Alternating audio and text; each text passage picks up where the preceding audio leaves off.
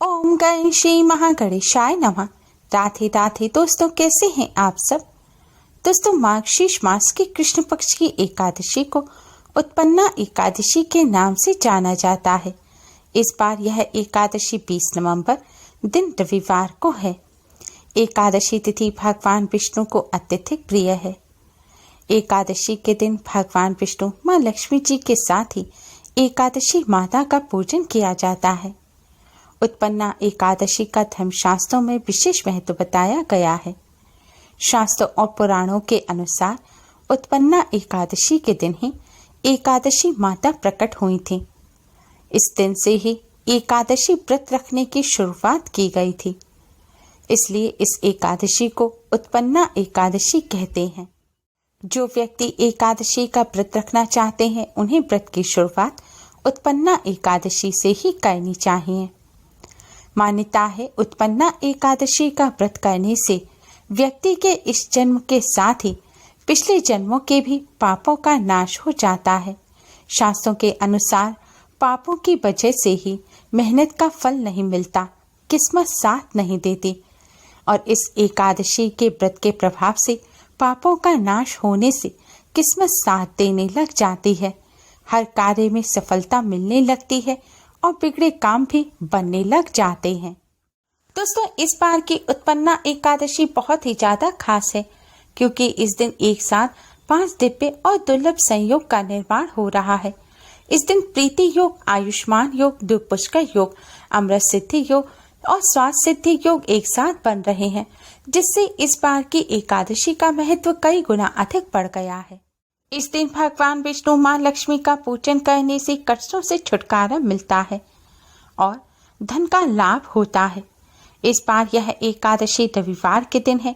रविवार का दिन भगवान सूर्य को समर्पित होता है, इसलिए इस एकादशी के दिन भगवान विष्णु माँ लक्ष्मी जी के साथ ही भगवान सूर्य का भी विशेष रूप से पूजन किया जाएगा। रविवारी महा एकादशी के दिन भगवान सूर्य नारायण को जल चढ़ाने से भगवान सूर्य के साथ ही भगवान लक्ष्मी नारायण का भी विशेष आशीर्वाद प्राप्त होता है और कष्टों से छुटकारा मिलता है। सूर्य देव की कृपा से उच्च पद और मान सम्मान की प्राप्ति होती है और व्यवसाय और नौकरी से जुड़ी सभी समस्याएं भी दूर होती हैं। जो बच्चे पढ़ाई कर रहे हैं, उन्हें भी हर क्षेत्र में सफलता प्राप्त करने के लिए भगवान सूर्य का पूजन अवश्य करना चाहिए। दोस्तों, वीडियो में आगे बढ़ने से पहले आप हमारी इस वीडियो को लाइक कर अपने फ्रेंड्स के साथ शेयर जरूर करें, और अगर आपने अभी तक हमारे चैनल को सब्सक्राइब नहीं किया है तो और भी यूजफुल वीडियोस के लिए हमारे चैनल को सब्सक्राइब कर बेल आइकन को भी जरूर दबाएं। रविवारी महा एकादशी के दिन सुबह उठकर स्नान कर स्वच्छ वस्त्र धारण करें। आज के दिन लाल रंग के वस्त्र पहनकर भगवान सूर्य का पूजन अवश्य करें। ऐसा करने से शुभ फलों की प्राप्ति होती है। अब आप एक तांबे का लोटा लें। दोस्तों, सूर्य भगवान का पूजन करने के लिए तांबे का पात्र सबसे ज्यादा शुभ माना जाता है, क्योंकि तांबा सूर्य देव की धातु है। लेकिन अगर आपके घर तांबे का पात्र नहीं है तो आप स्टील का लोटा ले लें और उसमें तांबे का कोई सिक्का या कोई टुकड़ा हो आपके घर, उसको अच्छी तरह से साबुन से मांजकर फिर गंगा जल या शुद्ध जल से शुद्ध करने के बाद आप इस तांबे के टुकड़े को उस लोटे में डाल दें। फिर आप लोटे में शुद्ध जल भरें। अगर आपके घर में गंगा जल है तो थोड़ा सा गंगा जल आप इस पात्र में डाल दें। अब आप अपने मंदिर के सामने आसन बिछाकर बैठ जाएं और इस जल के पात्र को अपने दाहिने हाथ की तरफ यानी कि राइट हैंड की तरफ जमीन पर रख लें। दोस्तों, अब आप भगवान श्री हरि विष्णु माँ लक्ष्मी का पूजन करें। पूजन करने के लिए भगवान श्री हरि विष्णु माँ लक्ष्मी जी के सामने एक शुद्ध घी का दिया जलाएं और एक सुगंधित धूप बत्ती जलाएं। अब भगवान श्री हरि विष्णु माँ लक्ष्मी जी को हल्दी और कुमकुम से तिलक करें। फिर थोड़ी सी हल्दी कुमकुम आप इस जल के पात्र में डाल दें। फिर आप भगवान श्री हरि विष्णु माँ लक्ष्मी जी को किसी फल मिष्ठान का भोग लगाएं। आज के दिन आप भगवान जी को किसी मिष्ठान का भोग अवश्य लगाएं। मिष्ठान ना हो तो गुड़ या शक्कर, मिश्री, बतासा कुछ भी हुआ, आप उसका भोग अवश्य ही भगवान जी को लगाएं। भगवान जी को भोग लगाने के बाद आप उस थोड़े से मिष्ठान को लेकर आपने जो भी भगवान जी को मिष्ठान का भोग लगाया है, शक्कर का लगाया है, आप थोड़ा सा वह लेकर इस जल के पात्र में डाल दें।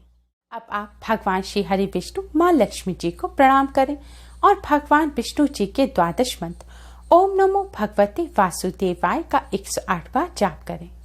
अगर आपके पास तुलसी जी की माला है तो इस मंत्र का जाप आप तुलसी की माला पर करें। ऐसा करना बहुत ही शुभ माना जाता है। मंत्र का जाप करने के पश्चात अब आप भगवान विष्णु माँ लक्ष्मी जी को प्रणाम करें और अपने सभी कष्टों को दूर करने की प्रार्थना करें। इस तरह प्रार्थना करने के बाद अब आप इस जल के पात्र से भगवान सूर्य नारायण को अर्घ्य दें। भगवान सूर्य को जल चढ़ाने के लिए आप भगवान सूर्य देव की तरफ मुख करके खड़े हो जाएं। ध्यान रखें, जूते चप्पल ना पहने। खड़े होने के बाद अब आप इस जल के पात्र को अपने दोनों हाथों में ऊपर उठाकर अपने सिर से ऊपर उठाएं और फिर आप भगवान सूर्य को जल दें। महिलाओं और कन्याओं को सिर ढककर भगवान सूर्य को अर्घ्य देना चाहिए। जल चढ़ाते समय आपको ओम सूर्याय नमः मंत्र का मन ही मन जाप करते रहना है। जल चढ़ाते समय आपको थोड़ा जल चढ़ाना है, फिर रुकना है, फिर जल चढ़ाना है। इस तरह आपको 3 बार में पूरा जल भगवान सूर्य देव को चढ़ाना है। जल चढ़ाते समय आपको आंखें बंद नहीं करनी, आपको जल की धारा में से देखते रहना है। दोस्तों, इस तरह जल चढ़ाने से सूर्य देव की किरणें जल की धारा में होकर आपके शरीर पर पड़ेंगी। इससे आपको आरोग्य की प्राप्ति होगी और सूर्य भगवान का आशीर्वाद प्राप्त होगा। जल चढ़ाने के बाद आप जल के पात्र को जल के स्थान पर ही उल्टा करके रख दीजिए और 7 बार क्लॉकवाइज घूमकर आपको सूर्य देव की परिक्रमा करनी है। आपको अपने ही स्थान पर खड़े होकर 7 बार क्लॉकवाइज घूमना है। क्लॉकवाइज यानी कि आपको लेफ्ट से राइट की तरफ घूमना है, यानी कि बाएं से दाएं की तरफ आपको घूमना है। इस तरह आपको 7 बार घूमकर अपने ही स्थान पर खड़े होकर 7 बार घूमकर सूर्य देव की 7 परिक्रमा करनी है। परिक्रमा करते समय भी आपको ओम सूर्याय नमः मंत्र का जाप करते रहना है। परिक्रमा पूर्ण करने के बाद आप भगवान सूर्य को प्रणाम करें और अपने सभी कष्टों को, ग्रह दोषों को, ग्रह बाधाओं को दूर करने की प्रार्थना करें। दुर्भाग्य को सौभाग्य में बदलने की प्रार्थना करें। अगर आप व्यापारी हैं, आपका व्यापार अच्छा नहीं चल रहा है, नौकरी कर रहे हैं या आप पढ़ाई करते हैं, आपकी जो भी समस्या है वह भगवान सूर्य से कहें और भगवान सूर्य से उन समस्याओं को दूर करने की प्रार्थना करें। दोस्तों, हमारे धर्म शास्त्रों में वर्णित है कि भगवान सूर्य की कृपा के बिना किसी भी व्यक्ति को ना तो मान सम्मान मिलता है और ना ही उच्च पद की प्राप्ति होती है। इसलिए मान सम्मान, उच्च पद की प्राप्ति के लिए, जीवन में सफलता प्राप्त करने के लिए भगवान सूर्य का पूजन अवश्य करें।